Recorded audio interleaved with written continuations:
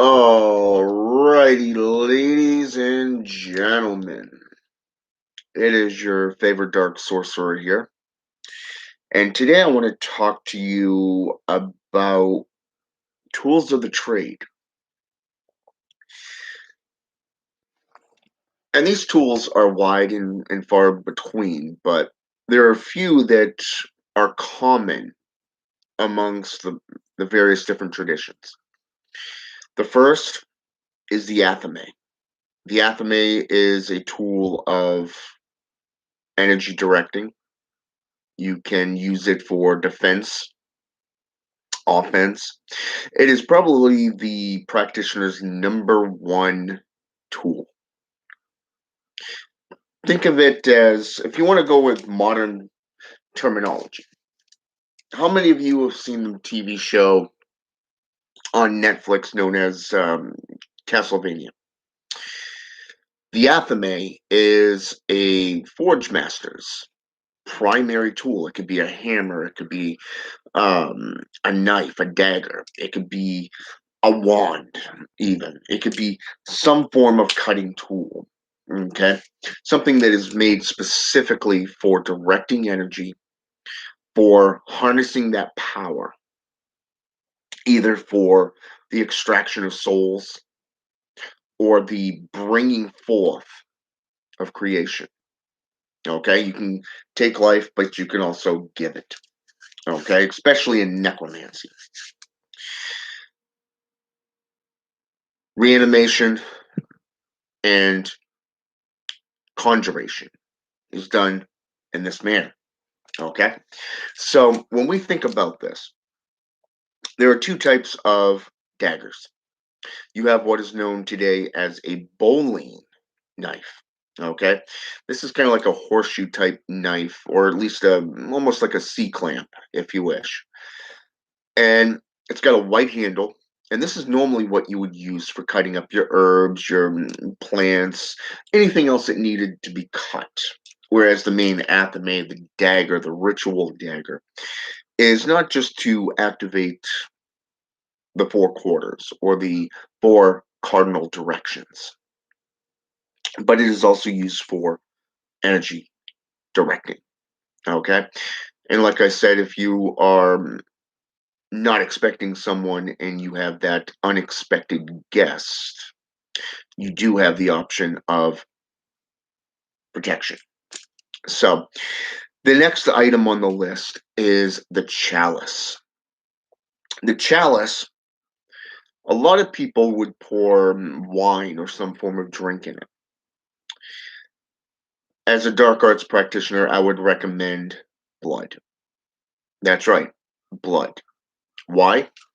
Because blood is the essence of life and death. Okay, it is a great offering, especially if you're working with demons, if you're working with certain deities of death, such as Anubis, Supe, Inti, or say for an example, Hel or Helios in Norse mythology, Hades, even Chernobog, modern day Satan or Lucifer. Think about it. You place the blood there. Okay.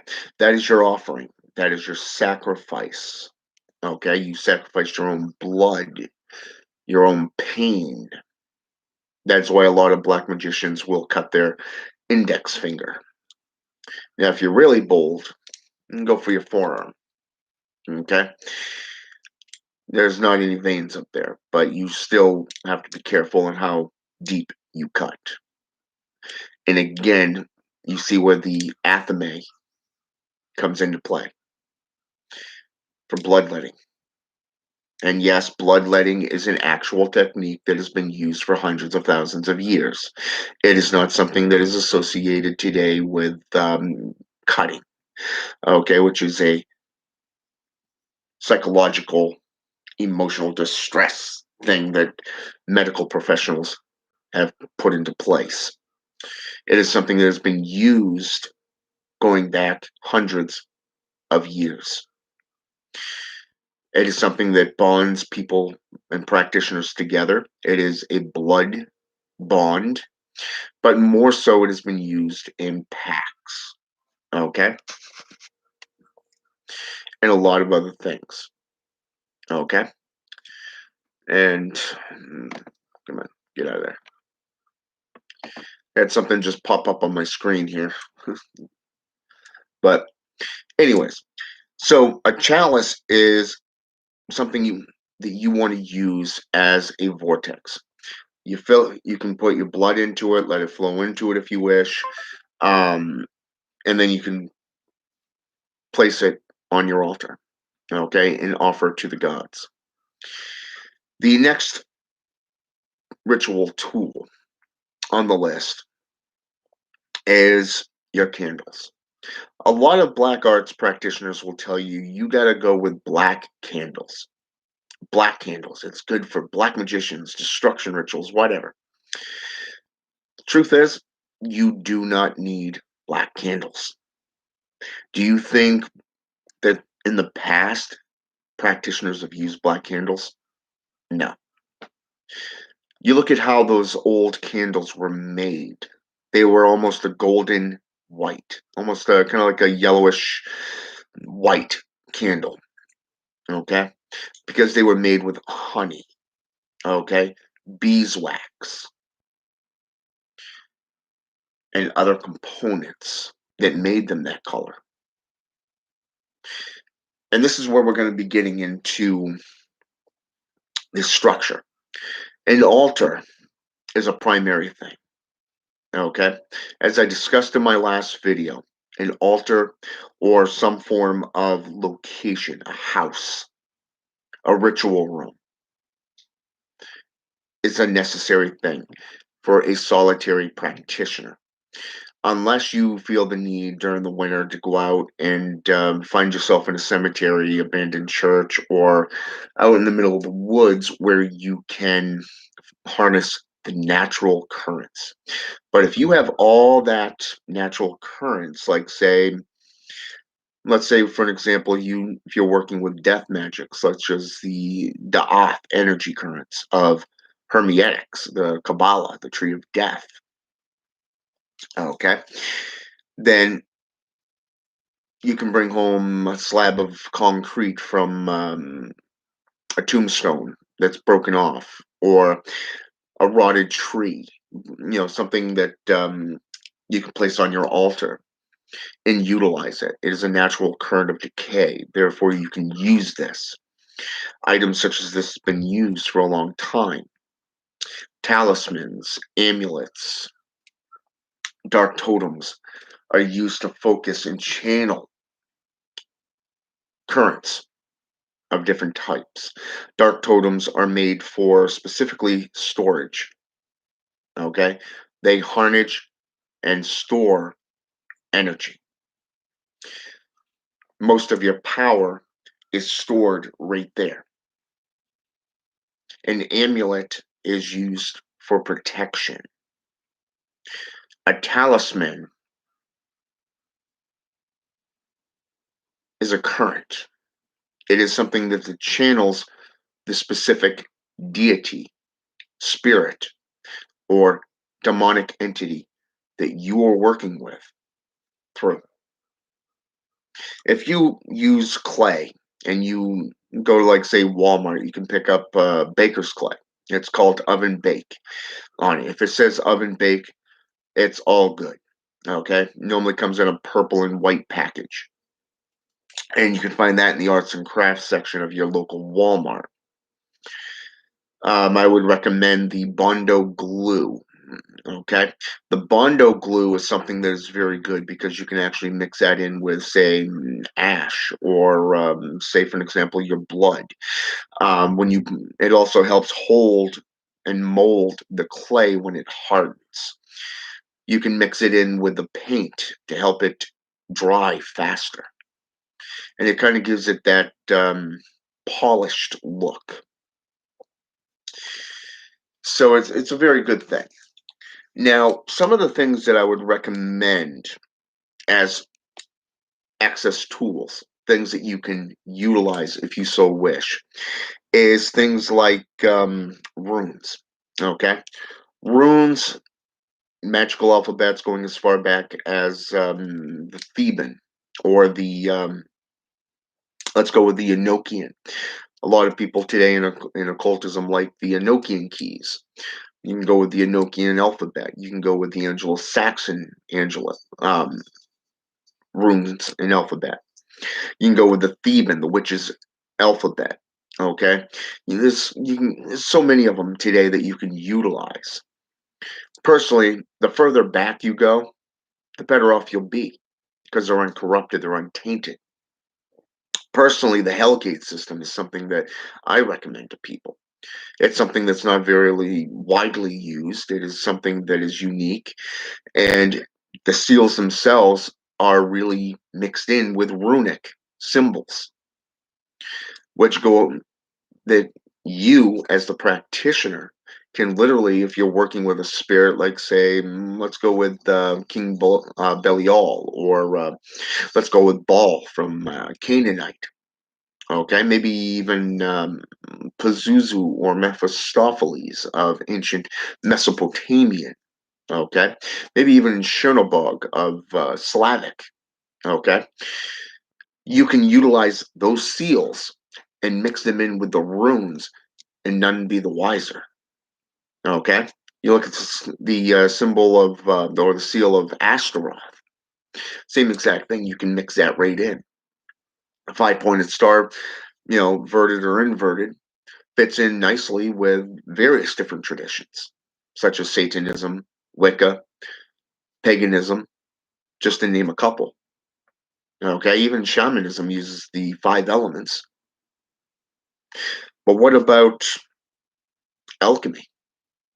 Alchemy plays a huge part as well. You take astronomy. Did you ever wonder why so many of the old practitioners utilize this stuff? Symbols, like the calendar, okay, the witch's calendar. Knowing the time of the year, what spirits to use within your spell casting. Think about it for just a moment. If you're working with Satan, okay, just shits and giggles here. Let's say Satan, Satanas. Go with Saturn, the old alchemy symbol of Saturn, the one that looks like the H or the T. Okay, go with sulfur. Link them together. Use the planetary symbols within your sorcery. Okay, if you can even go as far as working with Venus, the Roman planetary symbol for Lucifer, the feminine one, which is kind of ironic because I never really fully understood why would you place a male figure with that of a feminine energetic current. It could be because he's an archangel, a fallen archangel, considered in demonology as the emperor of the underworld if you're in the grimoire traditions, such as the Grand Grimoire, the Red Dragon, even the Constitution of Pope Honorius, Keys of Solomon. The seven rare metals, for an example, play a huge part in occultism. You may have some of these on your altar. Look into alchemy. Forge them. Bring them in. Personally, I recommend going along the railroad tracks. Get the railroad spikes. Pumbagira. This is a good spirit right there. But if you're going to do that, I would also recommend working with one of the more superior spirits as well, especially in that one. You may work with Papa Legba, for an example. He can teach you to keep that door open, that portal open, and direct it directly to that spirit's domain. I would also recommend, say, for an example, a more direct route. If you're working with spirits, you may want to work with death. Say, for an example, Baroness Dambella, maybe Baron Samedi, namely because of the fact that they can teach you a lot of things, especially Pumba Gira. Together, you'd have one hell of a good knowledge going on there. So, as I was saying, alchemy plays a huge part in the alchemical change. Symbols hold great power throughout the time of the year. Iron, look at Mercury, or say Mercury with, or iron, for an example. Like I said, go along the railroad tracks. You'll find leftover nails that go in the railroad tracks. Grab them, scoop them up, place them on your altar. A natural source of current because of the metallicism within the iron. Have you ever looked at brake pads? Have you ever wondered why they have those little shards of iron in them? I mean, it's a metallic type sprinkles on the pads themselves, but this helps create friction. That friction helps the brakes expand as the caliper clamps down. Okay? Which brings the brakes themselves against the rotor. Okay, I'm going to talk to you like this because of the fact that the aspect here that I want you to get into your head is the chain of events, the cause and effect of rituals. The videos I got planned coming up are going to teach you just that. They're going to teach you how to do things. In black magic and sorcery, chiromancy even, cartomancy, divination. As I spoke in one of my previous videos, the church, when they looked at the overall identification features of witchcraft, necromancy, divination, and possession. Okay? Chiromancy deals with spirits. It's basically, it covers all forms of mediumship. You have the seven forbidden arts and practices: necromancy, geomancy, aeromancy, hydromancy, pyromancy, chiromancy, and I can never pronounce this one right. It's spatulamancy. But you got so many others out there too that I've counted literally over 36 types of mancies out there from the old world. 36. And I'll be getting into them as well so that you'll be able to understand what I'm talking about in future videos. So I'm going to be doing a video on each one, and I'm going to break them all down so you understand the classification of each of them and why they are so important and within sorcery, especially from the Polero or the Hungan, Bokor or Mambo, the Papa, the Mama, depending if you're Dominican Republic or Haitian, Voodoo, Santeria, Pedro Mayambi, Pedro Monte, or even Quimbanda. And it's interesting because some of these practices are actually considered to be quite bloody. You get on YouTube and you look up voodoo practices or rituals, and you'll see somebody cutting the head off a dog, and people like, "Oh my God, what the fuck just happened?" You know, completely horrified. That's because you've been desensitive, you've been sensitized, just like Hollywood does to their films.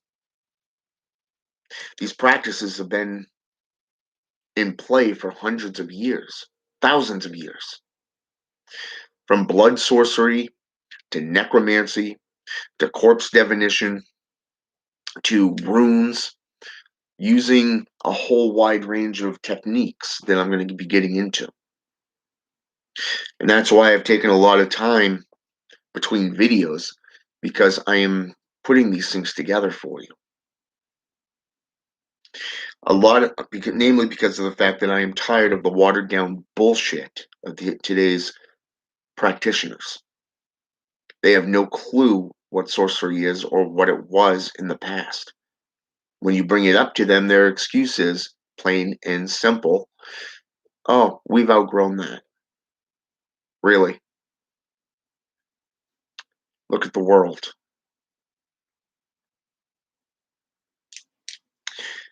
You still play Operation with people's insides. The only difference is today you need a license to perform these rites, such as counseling people. This used to be done by the wise men and women of the tribes in Africa. This used to be the job of the necromancer, the shaman, the witch, the warlock, the wizard, the magi, and the sages, the alchemist. So, yeah, alchemy plays a huge part in it. The creation of medicines to the forging of symbols and talismans.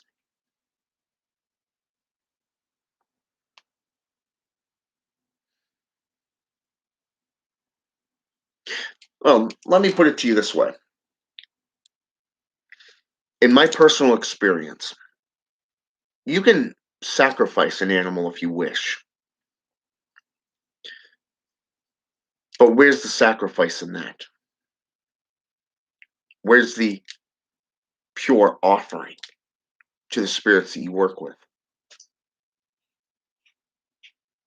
Think about that. I tell my apprentices, if you don't have the balls to carve on yourself, why would you carve on an innocent animal? Even though, even in the JCI community, they used to sacrifice animals all the time. Goats, to be precise. Chickens, you name it.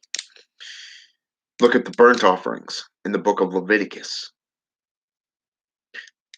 Complete detail right there. Go into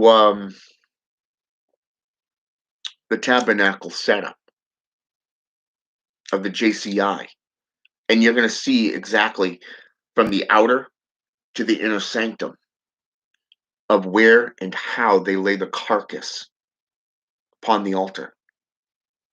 Where do they put the blood, and why do they set the carcass on fire, but yet they'll leave the entrails on the main altar? They'll put the blood in a vase and place it on their altar. Okay? I want you to think about that. And yet, we've outgrown this? Hmm, no. This has always been the case. Why else would the church have gone on a murdering spree for hundreds of years? Why would they stone witches to death, drown them, burn them? How about the witch hunts, the executions, the burning times? All for their power. Interesting, huh? Yes, very interesting. And it's ironic because there's been a lot of practitioners out there. Jules Michelet, you have Montague Summers, you have let's go with oh, what's his name there? Nicholas Remy, just to name a couple. Literally have been tracing Satanism back. And yet you have the most popular one, or I should say, that's more in my opinion, the most popular one out of all of them is Patricia and Lionel Fanthorpe, Satanism and Demonolatry. The reason I say that is because of the fact they've taken it all the way back to the Paleolithic era. They talked about the doorways, the deities, the offerings, and the possible links to Satanism, early stages of Satanism. And yet you got the COS and the atheistic Satanists sitting there going, oh, well, there's been no Satanism before Anton LaVey. Let's see, the Order of the Nine Angles goes all the way back to the 18th century. Some even claim it goes back to the 17th. No evidence on that part, but they do trace back to the 18th century. Got the Hellfire Club. Skull and Crossbones goes back at least as far as the 17th century through the Masons. So, yeah, that's a bullshit lie. Okay. So, you got a lot of sources out there that you can trace that will help you go worldwide and trace the origins of your traditions, their practices. Doesn't matter if it's from the Middle East, doesn't matter if it's European, Western, or Eastern philosophies. You're going to find them there.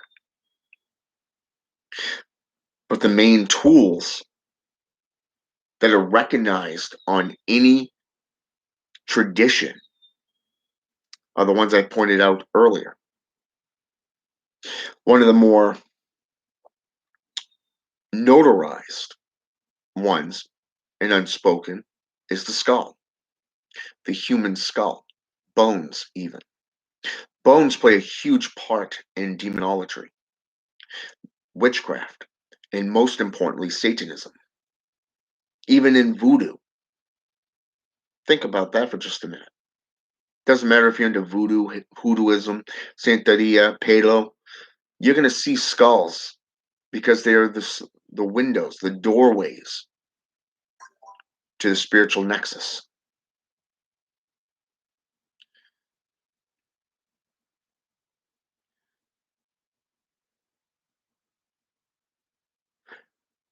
Correct, Frood.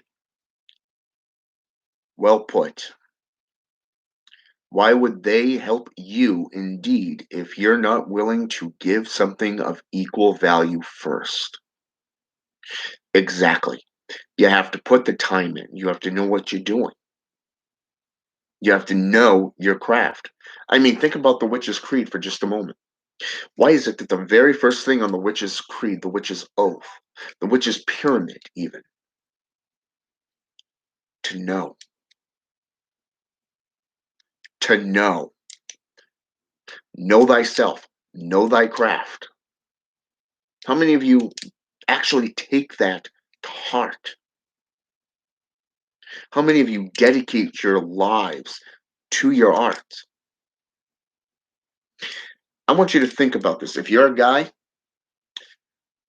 and you're building a car, how much time and effort are you going to put into that car, from the engine to the framework to the decals to the interior design? How much time and effort are you going to do to put into that car, that truck? That would be your literal blood, sweat, and tears going into that vehicle, right? So therefore, Would you not do the same thing with a painting? Or how about your magical operations? And if you're a woman, a witch, I want you to think about this. Women use about 20% of their brains. 20%, whereas men use probably about 10. They're more in touch with their feelings. Now I want you to think about something. How much work do women do in a run of a day? I mean, yeah, they are the natural nurturers of children. They are the ones that bear children. They are the ones that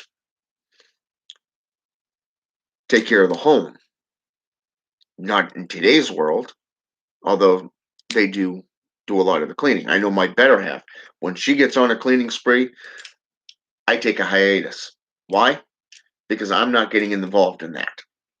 Okay? It's called wisdom. But here's the key. Women are more grounded because of the center of gravity there. They can literally tap into the spiritual nexus a lot more easier than a man can. They're more spiritual, they're more pure in that nature. That's why they do their little thing every month. Now, if you use that same amount of blood and you place that on the altar, you can burn it, you can sanctify your altar with it. Today, it would be classified as unsanitary. A sister of mine used blood on a seal back when her husband was alive. He was a good brother of mine. He was in a hospital room. She placed these seals on corners because there was just something about that hospital that did not add up. She had that intuition. Women seem to have good intuition a lot of the time. It's very rare that they are wrong and misread.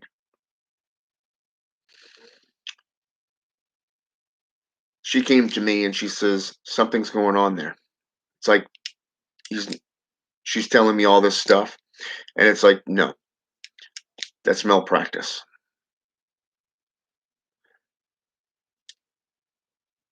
So she went in, she put up wardings, she put up reversals, she put up a lot of different things. In less than an hour, she had the administrator, the head nurse, the doctor, several lawyers, and security guards in her face in less than 45 minutes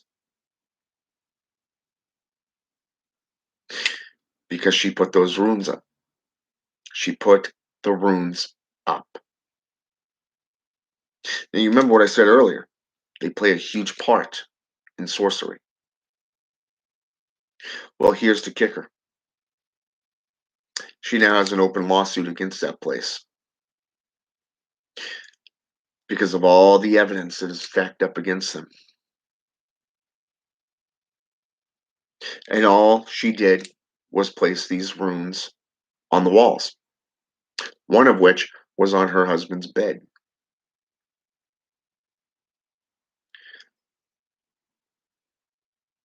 You think magic's a joke? It won't just protect the bearer, the caster,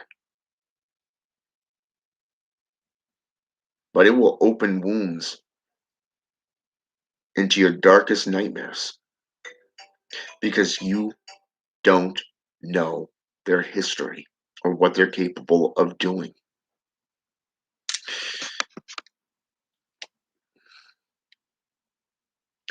This is why I'm putting these videos forth, so that you can actually learn the real deal.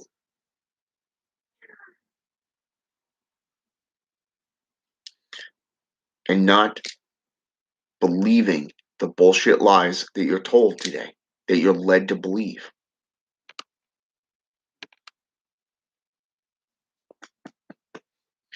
And I would recommend that if you have familiars, give them something to do. Guard the house. A familiar, a familiar is a witch's best friend. There's a reason why they're known as witches' aids. I have 4. One of which is right behind me. You just saw the other one. And when you get really good with spiritualism, then you'll be able to bring forth and manifest other things.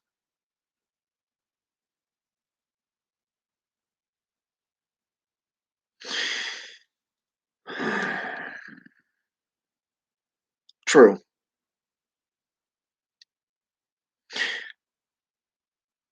But I would recommend the bones from the graveyard. A lot of the times it's considered to be a misdemeanor with about $1,000 to $2,000 fine. It's a class, I believe it's a class D misdemeanor, if I'm not mistaken. But still, that's only if you get caught. But yeah, I would recommend that you learn this stuff. Get in it for yourself. No one else is going to do it for you. Learn for yourself. All right? Have a good day and keep a lookout because other videos will be coming up later in the week. All right? I want to thank Who Loves Orange Soda, Soric Food, and HGLF. What is that? F? Is it EF? HJEF. And you're welcome. All right. Have a good day. And I want to thank, like I said, I want to thank these individuals who have participated here. And for those of you who will come on at a later date, I definitely want to thank you all for coming on. If you like my videos, feel free to hit the subscribe button. You don't have to if you don't want to. You can just simply follow at your own discretion. I'm not going to sit there and tell you what to do. Only you can decide that for yourself. All right? Have a good one.